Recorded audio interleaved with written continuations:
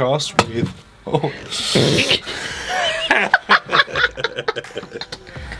Okay. That's real life, motherfuckers.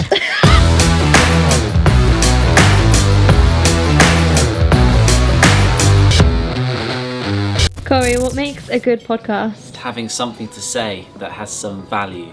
Good audio. Good conversation, good subjects. Stories. Everybody loves a good story. Number 1, interesting content. Number 2, a good dynamic range and hosting abilities. Number 3, good equipment and recording software.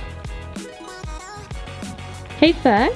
Hey, Maddie. I am setting up for a podcast with Simon Constantine from the And Fragrance. So, Success in the Mind is a podcast that interviews owner entrepreneurs and businesses. And, I love podcasts. I listen to a lot. Yeah, I just hate reading.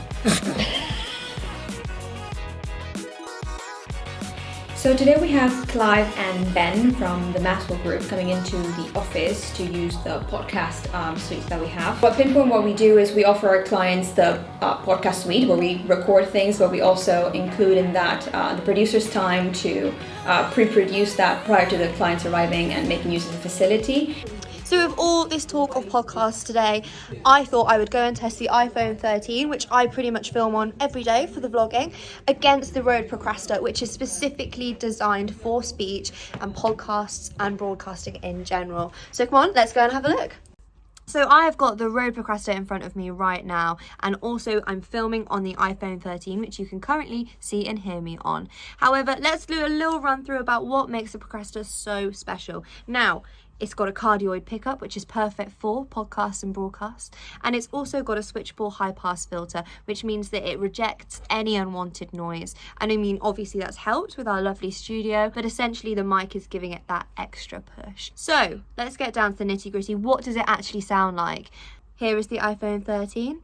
And here is the Rode Procrastor. And again, you can just clearly hear the sound difference. So all in all, this is why it's so important to have a podcast studio, and as a specialist like we are, this is what sets it apart from the rest.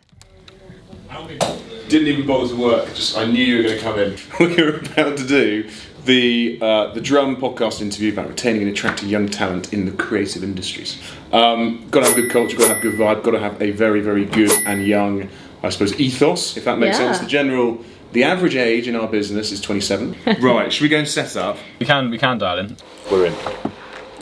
We've also taken on Kickstarters, and the government Kickstart scheme was hugely important in terms of actually integrating new young talent into businesses. Bish, bash, bosh.